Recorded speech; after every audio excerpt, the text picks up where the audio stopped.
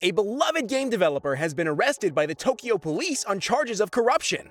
Could one of Sega's legendary old programmers end up behind bars? It's time for the latest news out of Japan. Yuji Naka is known to many old-school gamers as one of the main creators of Sonic the Hedgehog. Naka came up with the basic concept of the game in the late 80s, with Naoto Oshima expanding on the character design and Hirokazu Yasuhara working on the levels. In modern times, however, he's not been doing so well. Naka left his most recent position at Square Enix under a cloud of acrimony, suing the company for removing him from the development of Balan Wonderworld.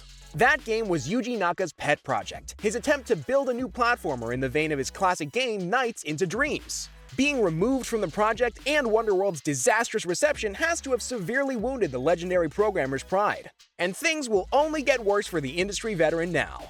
The Tokyo Public Prosecutor's Office have announced that they've arrested Yuji Naka along with two other employees of Square Enix, Taisuke Sasaki and Fumiaki Suzuki. All three are being held under charges related to trading shares of mobile developer Aiming.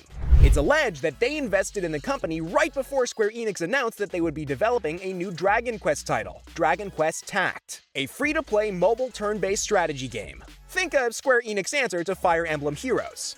This naturally caused Aiming's share price to soar and raised suspicion that the three Square Enix employees were guilty of insider trading. It seems likely that Naka will argue he was unaware of the exact circumstances surrounding Aiming's rise in prominence. After all, insider trading only occurs if you're made aware of the facts in advance and use those facts to manipulate the stock market.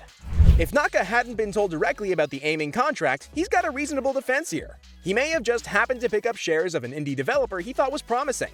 However, any communications with Sasaki or Suzuki about Dragon Quest or Aiming would risk undermining this argument. Even if they didn't spell out to him the full details of the tax contract, simply telling Naka that Aiming would be a good investment risks bringing him into this conspiracy. It's worth noting that Naka made a substantially smaller investment than his alleged co-conspirators. He purchased 10,000 shares of the developer, worth roughly 2.8 million yen. That's a big number, translating out to $20,000 USD, however that's only about 10% of the investment the other two made. Sasaki picked up 20.8 million yen worth of shares, while Suzuki piled 26.4 million yen into Aiming, around $188,000 USD. It's harder to argue a transaction that big is just a chance investment. The major difference between how much the other two men spent here and how much Naka spent could indicate he was an innocent bystander, unaware of the true facts around Dragon Quest Tact.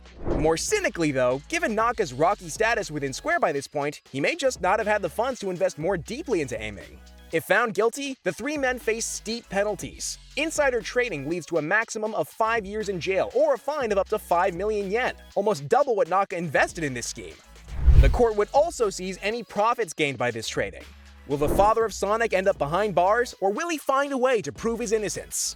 Either way, we'll be sure to keep you up to date with all the latest news out of Japan.